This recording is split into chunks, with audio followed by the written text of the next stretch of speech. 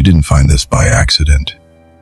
You never do. People don't stumble into videos like this when life is bright and loud and full. They find them in the quiet hours, when the noise has drained out of the day, and the only thing left is the weight they've been carrying in silence. You come here when something inside you is tired of pretending, when the mask starts to slip, when the world feels far away and you feel far away from yourself. Maybe you can't explain it. Maybe you don't have the words. Maybe you just feel blue. Not broken, not destroyed, just dimmed somehow. Like the light in you isn't out, but it's fading at the edges. Jung would say that this feeling is not the end. It's the beginning. A signal from the depths. Because the psyche doesn't speak in lectures or warnings. It speaks in moods, in symbols and heaviness. It speaks through the ache behind your ribs and the fog settling quietly behind your eyes. It speaks through the moments when you feel like you're watching your own life from behind glass. And when you feel blue, it's not because you're weak. It's because something in your inner world is shifting, rearranging, calling out, trying to surface after years of being buried under expectations, noise, and the roles you learned to play. Most people think sadness is a malfunction. Jung didn't. He believes sadness is one of the few emotions honest enough to break through the lies we tell ourselves. That heaviness you feel, it's the psyche trying to get your attention. It's saying, stop running. I need you to hear me. Maybe lately you've been feeling like you're drifting. Not drowning, just floating in a place you can't name. You wake up tired, but not from the day. You go through the motions, but none of them feel connected. Something in you feels missing, but you can't point at it. Something feels wrong, but you can't explain why. This is the space Jung called the threshold, the crossing between who you've been and who you're meant to become. A place where the old self dissolves and the new self has not yet taken shape. It feels like sadness. It feels like confusion. It feels like emptiness. It feels like you're failing. But you're not failing. You're molting.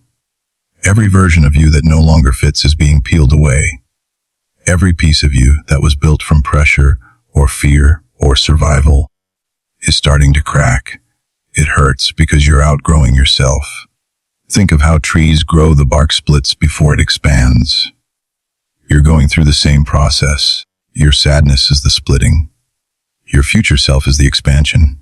When people feel blue, they often think something has gone wrong.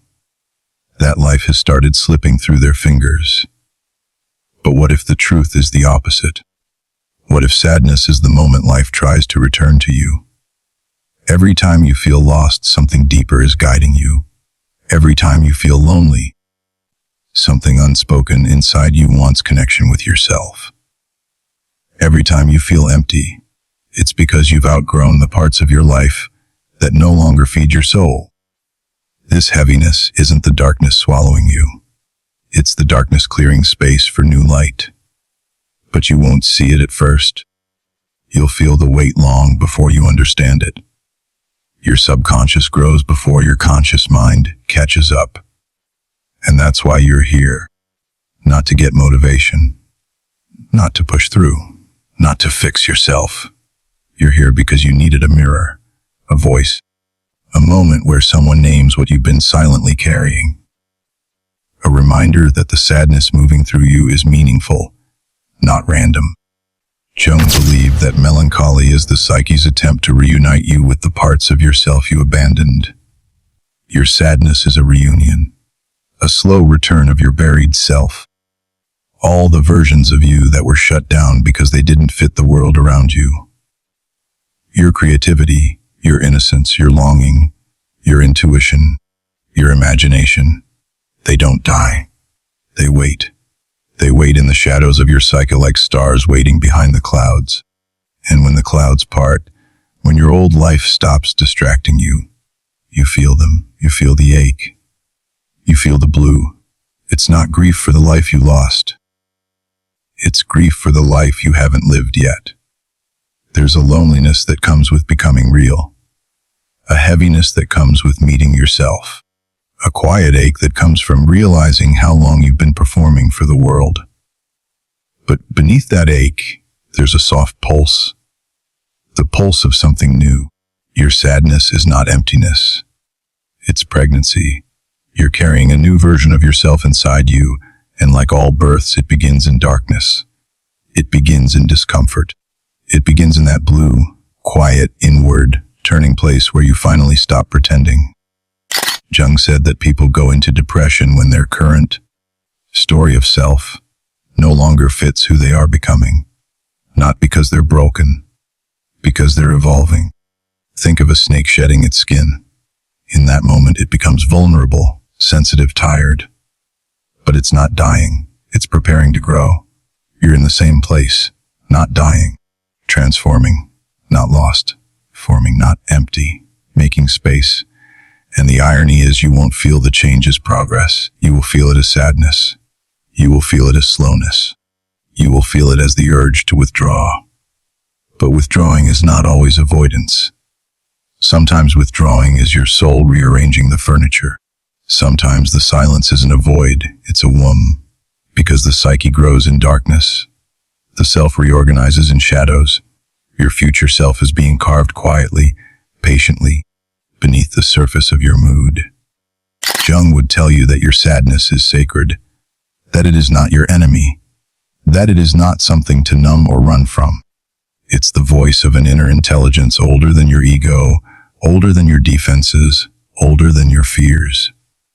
It's the voice that guides you toward wholeness, not happiness, wholeness. You're not here to feel good. You're here to become complete, to gather the parts of yourself you lost along the way, to reclaim the fragments left behind in old relationships, old failures, old versions of you that weren't allowed to fully exist. Your sadness is the light flickering in those unseen rooms, and if you follow it, gently, slowly, you will find the parts of yourself that you thought were gone forever. But I'll tell you something harder, something most people won't say feeling. Blue doesn't mean the world has turned against you. It often means your soul has decided to stop tolerating the life you've outgrown. When the psyche wants change, it doesn't send motivation. It sends a crack in your spirit large enough to let the truth seep through. This is where you are now, in the quiet, aching, uncomfortable place where the old world doesn't feel right and the new world hasn't revealed itself. But stay here. Stay with the feeling. Honor it. Listen to it. Don't rush it. Don't judge it. There is gold buried in this darkness, Jung says. But you must be still enough to find it. You didn't find this video. Your sadness led you to it. Your deeper self brought you here. The parts of you that want to grow, to heal, to breathe, to become. They nudged you gently toward this moment. And that means one thing. You're not alone in your darkness. Your psyche is with you. Your future self is with you. Your hidden strength is with you. And whether you believe it or not, your sadness is the first step toward your rebirth. If this content making sense to you, subscribe to the channel, and thank you for your support. There is a moment in every quiet sadness when you begin to hear things you've ignored for years. Not voices, not thoughts, but something softer, the murmuring of your own depths. When you feel blue, you're closer to your unconscious than you've ever been. Not because you want to be, because the psyche pushes you inward when the outer world no longer fits the shape of your soul. You think you're losing energy, but really, your energy is being redirected towards something within you that needs light, needs attention, needs breath. There's a reason sadness makes you withdraw, a reason you feel disconnected, a reason crowds exhaust you in silence, feels like the only safe place left. Jung would say it's because your psyche is initiating you, not punishing you, initiating you. You are being pulled into yourself so you can finally meet the parts of your soul you abandoned on your way through life. Most people live on the surface. You didn't choose to dive deeper. Life chose it for you. Your sadness chose it for you. And even though it feels heavy, uncomfortable, and strangely lonely, it's also sacred. Because the truth is this: you cannot meet your real self in the noise. You meet him in the quiet. The version of you beneath the world's expectations cannot speak to you when you're busy performing for everyone else. It can only reach you when the performance collapses, when exhaustion strips away your masks, when sadness drains the energy you used to maintain the facade, when life forces you back into your own skin. You don't feel blue because you're weak. You feel blue because the truth within you is rising. Let me tell you something people rarely understand. The psyche doesn't communicate in words. It communicates in mood, and sadness is its most articulate language. When you feel that heaviness, that slowness, that quiet ache, it's not random. It's not meaningless. It's the psyche's way of saying, there is something inside you that you've ignored for too long, and it is time to come home. This is why you don't feel like yourself lately, because the self you've been performing is dissolving, and the self you've been avoiding is stepping forward. It comes with discomfort. It comes with uncertainty. It comes with a feeling of inner unraveling. But that unraveling is not destruction. It's revelation. You are meeting yourself, perhaps for the first time. And meeting yourself is never comfortable. There are parts of you you've kept in the dark because the world didn't have a place for them. Your imagination, your sensitivity, your intensity, your anger, your dreams, your fears, your longing for meaning, your hunger for connection, your soft heart, your unspoken wounds. You hid so much of yourself to survive in a world that rewarded only fragments of you. And when you hide yourself long enough, the psyche eventually rebels. Sadness is that rebellion, not a strike against you, a strike for you. You feel blue because your soul is tired of living behind glass. It wants you to peel away the protective layers and come alive again, even if it hurts at first. Jung wrote that the soul will force a man into despair if it's the only way to call him back to himself. Not because you're supposed to suffer forever, because the sadness is a bridge, a transitional space where you can finally see what has been missing. And what has been missing is you, your real desires, your real wounds, your real fears, your real direction, your real life, the one beneath the roles and expectations. There is a certain honesty that emerges only in sadness. It's as if the ego loses its grip, the armor falls off, the pretenses crumble, you become real. And that realness, though uncomfortable at first, is where healing begins. Not forced healing, not performative healing, not fix yourself quickly so you can get back to being productive healing, but the deep, organic, soulful healing that comes when you finally stop running. Because there's a moment in sadness where you no longer have the strength to lie to yourself. You no longer have the strength to maintain the persona. You no longer have the strength to suppress your truth. And in that moment, you become honest, brutally honest, quietly honest, softly honest. And honesty is the beginning of wholeness.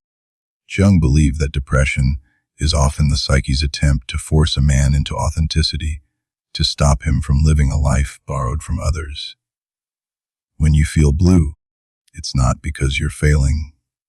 It's because your deeper self is refusing to accept a life that is too small for you. The life that fits your soul is calling you, and the life that doesn't is collapsing. That collapse feels like sadness. It feels like blue mornings and heavy nights. It feels like emotional fatigue. It feels like something inside you turning away from the world and curling inward. But inward is not backward. Inward is forward. Because inward is where your truth lives. Sadness forces you inward so you can learn to listen again. You start noticing the small things you forgot mattered. You start sensing the faint desires you suppressed. You start recognizing the emotions you never allowed yourself to feel. You start remembering the dreams you abandoned. You start connecting with the child you left behind. You start understanding the wounds you never looked at directly. And slowly, subtly, the sadness becomes a lantern, not a weight. A lantern. It lights the corridors of your psyche. It reveals the locked rooms. It illuminates the forgotten corners. It shows you the shadows you feared, but also the gifts hidden inside them. Because the shadow is not just trauma and pain, it's also strength, creativity, vitality, instinct, courage, intuition, depth. Everything you lost track of when you were busy trying to survive. People feel blue because they are finally in the presence of their real self, the one they've lived beside but never truly met. This sadness is the handshake, the first eye contact, the first honest conversation. It is uncomfortable. Of course it is. Meeting yourself always is, especially when you've spent years avoiding the gaze of your own soul. But there is something else happening beneath the discomfort, a reorganization. The psyche is rearranging the furniture, making space for a new chapter, clearing out old illusions, pushing away what no longer serves you, inviting something deeper, truer, more aligned. This process is slow. It can't be rushed. It moves at the speed of the soul. Your only job is to allow it, not force it, not fight it, not numb it, not overthink it. Just allow it, because sadness has wisdom, it has direction, it has purpose. You are not sad for nothing. You are sad because something in you is changing. And that change is not small. It is tectonic, it is mythic, it is transformative. This period of your life, this blue, heavy, quiet period, is not a pause. It is an internal remodeling. You're being rebuilt from the inside out. But you can't see it yet. Transformation always begins in the unseen. The butterfly doesn't transform on the branch where the world can watch. It transforms in a cocoon, dark, hidden, silent, alone. You're in that cocoon, not dying, becoming, not failing, resting, not lost, reorienting, not empty, preparing to be full again. And if you stay with your sadness, gently, compassionately, you will begin to notice something subtle. The sadness is not trying to drown you. It's trying to slow you down. So you can hear, so you can feel, so you can remember who you were before the world told you who you had to be. Your sadness is the beginning of your return. There comes a point in every quiet sadness where the heaviness stops feeling like a threat and starts feeling like a companion. Not comforting, not warm, but honest. A presence that doesn't demand anything from you except truth. You begin to see that the sadness is not trying to take something away from you. It's trying to return something you lost. A memory, a dream, a voice, a piece of yourself buried so deeply that the world forgot to look for it. And the strange thing is, as the sadness lingers, you start recognizing it. It feels familiar in a way you can't explain. Like an old friend you didn't want to meet again. But who knows you better than anyone else ever has? Sadness has been with you in every quiet turning of your life, in every moment when you stood at the threshold of becoming someone new. And now, once again, it leads you to the doorway. When you feel blue, you're not collapsing. You're opening, even if it feels like shutting down to everyone else. The world reads silence as defeat, but the psyche reads silence as preparation. There is a certain kind of stillness that arrives only when life is about to change. A quiet before the internal shift. Not the storm, the recalibration. You may not see it now, but the sadness you're carrying is organizing your inner world for the next version of your life. Every time you feel that heaviness in your chest, that slow ache behind your eyes, that numbness that makes everything taste the same, it's not meaninglessness. It's the psyche lowering the volume of the outside world so you can hear what's happening within. Transformation never shouts. It whispers. And sometimes those whispers sound like exhaustion. Sometimes they sound like emptiness. Sometimes they sound like, I can't do this anymore.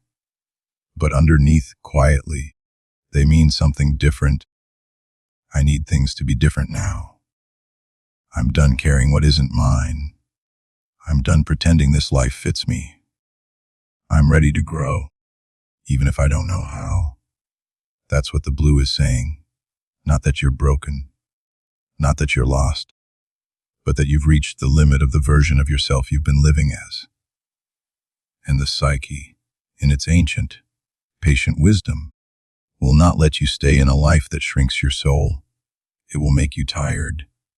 It will make you restless. It will make you sad. It will dim the things that once distracted you. It will silence the things that kept you numb. It will turn off the noise and push you into the quiet. Because in the quiet, you can finally hear what you've been avoiding. Your life is asking for you, not the mask, not the persona, not the version of you that the world trained into obedience. You, the real you, the one you abandoned to survive. This is why the sadness feels so personal. Because it is. It's the part of you that remembers what you forgot. You forgot who you were when you were young. Before you learned to shrink yourself. Before you learned to hide your feelings. Before you learned to silence your needs. Before you learned to perform. Before you learned to endure instead of express. Before you learned to survive instead of live. Sadness remembers. It comes back not to punish you, but to guide you home. Jung believed that the soul never loses its way. It only waits for the moment when you're quiet enough to follow it. And sadness, for all its heaviness, is one of the few things that slows you down enough to listen. In your sadness, your psyche asks you questions you haven't answered in years. What do you truly care about? What pain have you never spoken? What dream did you abandon? What truth have you been avoiding? What part of you is tired of being silent? What life would feel like breathing instead of surviving? You don't need to answer these questions right away. Just hearing them is the beginning. Because sadness isn't asking you to fix yourself. It's asking you to witness yourself. That's all. To sit with your feelings without turning away. To see the parts of you you've ignored. To acknowledge the ache instead of numbing it. To allow the truth to touch you. Even if it stings, people think healing begins when the pain disappears. Jung believed the opposite. Healing begins when the pain is finally seen. No judgment, no rushing, no forcing, just recognition. This is why the psyche pulls you inward when you feel blue, so you can stop abandoning yourself. Because you've abandoned yourself so many times without noticing. When you said yes to things you didn't want. When you stayed silent to keep the peace. When you apologized for your needs. When you tried to be strong instead of honest. When you pretended you were fine because you didn't want to burden anyone. When you hid your soft heart because the world wasn't safe for it. When you swallowed your pain because there was no place to put it. Every time you abandoned yourself, your sadness kept a record. Not to condemn you, but to bring you back. Sadness is not failure. Sadness is memory. The soul remembering its own worth. You don't need to know the next step. You don't need a plan. You don't need to fix what you're feeling. You don't need to gather strength or force optimism. You need only to stay with yourself, to stay with your sadness the way you would sit with a friend who's hurting, quietly, gently, without asking it to change. Because here's the truth. Sadness is not trying to stay forever. It's trying to leave. But it cannot leave until you've heard what it came to say. And what it came to say is simple. You deserve a life that feels like you. Not a life that fits someone else's image. Not a life that is safe but suffocating. Not a life that looks good but feels empty. Not a life built on fear or guilt or habit. Not a life you tolerate. A life that feels like breathing. A life that feels like home. You're not meant to walk through the world numb. You're not meant to live behind glass. You're not meant to be a ghost in your own life. You're meant to be whole. And sadness, heavy as it is the doorway back to wholeness. You don't have to walk through that doorway today. You don't have to make meaning of everything right now. You don't have to rise. You don't have to transform. You don't have to be strong. You don't have to shine. You only need to stay here, in this moment, with yourself, and allow your sadness to soften the places you hardened out of necessity. Because I promise you this one day, you'll look back and understand that this blue, heavy season was not your breaking. It was your becoming. The moment your soul refused to let you disappear into a life too small for who you truly are. The moment your sadness cracked the shell that trapped you. The moment you began the slow, quiet return to yourself. You didn't find this video. It found you because something in you is ready. Ready to be honest. Ready to be whole. Ready to stop running.